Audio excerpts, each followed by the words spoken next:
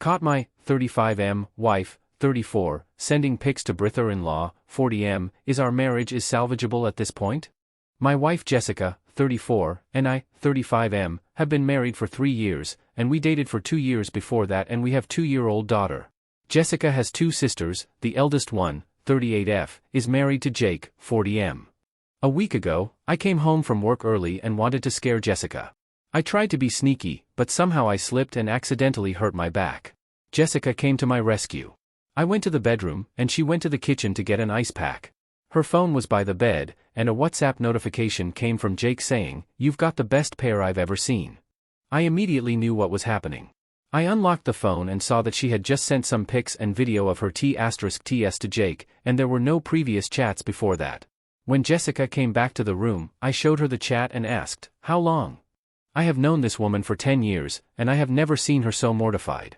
Her eyes got teary, and she said, "Babe, I am sorry, but I can explain," so I said go on. According to her, at the end of 2019, she was struggling with money, and Jake suggested he would help her out. He hinted that he would like to see her pics. I feel like I am writing a P***** script at this point.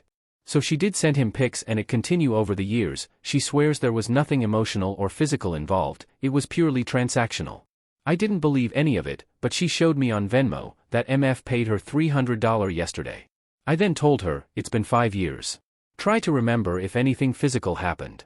For me, if even half of what she is saying is true, how could something like that not become physical?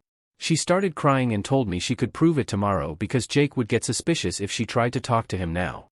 I took her phone, went to a bar, got wasted for the night, and when I came back, she was still there crying. I just slept on the couch. Next day morning I gave her the phone. She called Jake. Conversation goes something like this. Jessica, hey, I was wondering if you want some more pics? Jake, I'm short on money. Yesterday, I spent all of it.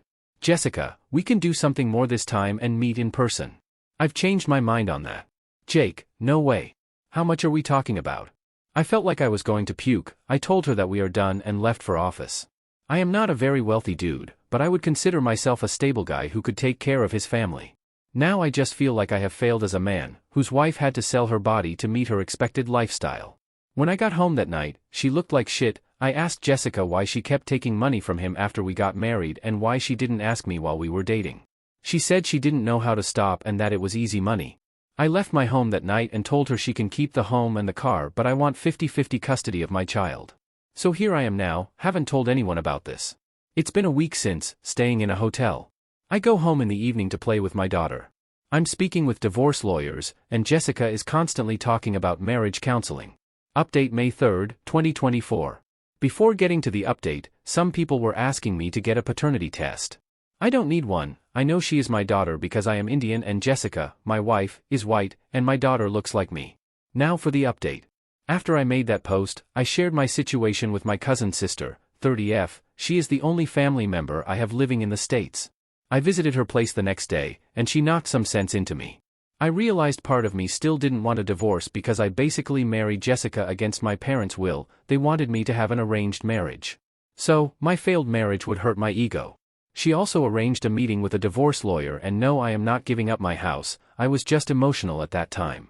From what I understand, in our state, adultery has pretty much zero impact on the assets, so it will likely be a 50-50th split. However, there is a high chance I can get better custody of my daughter because I have a job, and Jessica doesn't. She is also involved in sex work at this point, which could work in my favor. My father-in-law called me last evening, and he was crying. He told me he didn't know what to say to me and that if he were in my place, he would have left her. Apparently, Jessica got scared and told her family everything after I didn't visit home for 2 days and had blocked her everywhere. I guess I should have done that a little while ago, and Jake is out of his house also. So, I think I will go for a divorce because there is no point of reconciliation at this point when the whole relationship seems fake to me.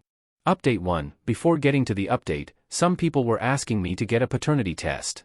I don't need one. I know she is my daughter because I am Indian and Jessica, my wife, is white, and my daughter looks like me. Now for the update. After I made that post, I shared my situation with my cousin's sister, 30F. She is the only family member I have living in the States. I visited her place the next day, and she knocked some sense into me. I realized part of me still didn't want a divorce because I basically married Jessica against my parents' will. They wanted me to have an arranged marriage. So, my failed marriage would hurt my ego.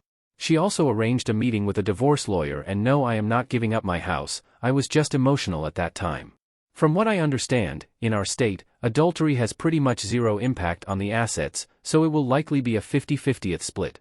However, there is a high chance I can get better custody of my daughter because I have a job, and Jessica doesn't.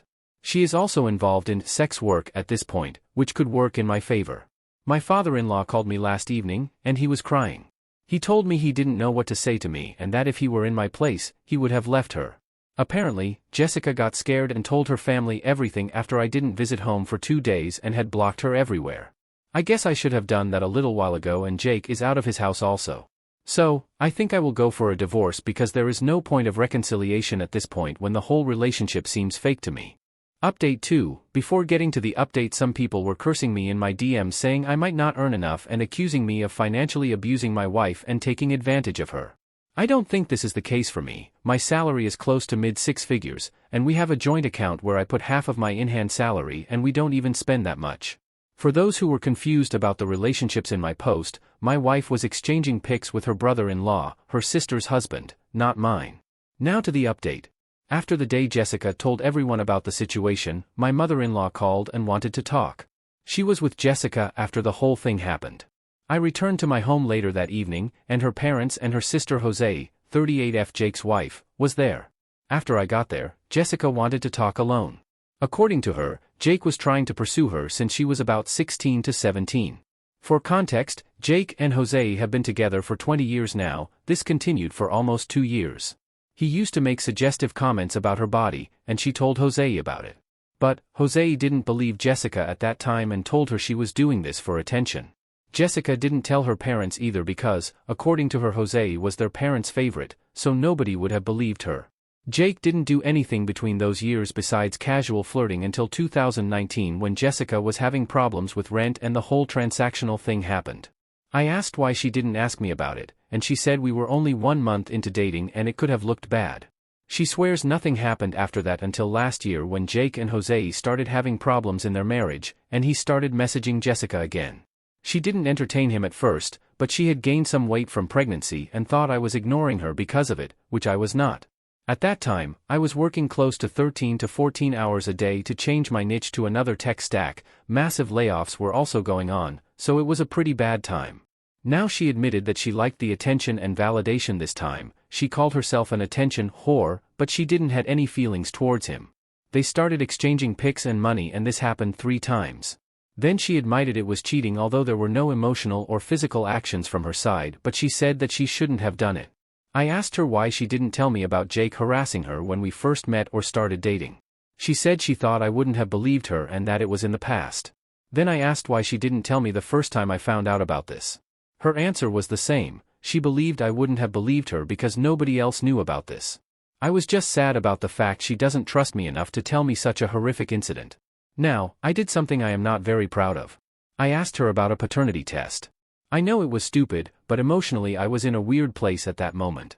She was totally emotionless throughout the whole conversation, but after hearing about the test, she broke down crying and started hyperventilating. I started crying too. After about 10 minutes or so, we stopped crying, and she said okay, then asked me if we are getting a divorce. I said I don't know. She then said we should get a postnup before I do something like that. That line felt like a tight slap to my face. I was like, you're not even gonna convince me not to go through with it? Then she left with her parents.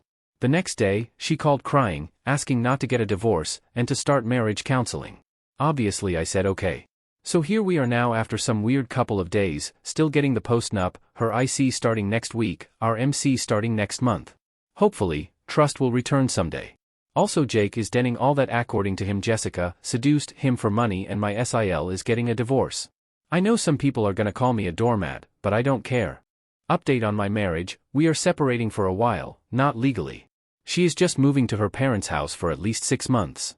She hasn't done anything wrong in the past 2 weeks, then again she hasn't done anything wrong in the last year either, and I can't get her out of my mind and end up checking my phone every few minutes.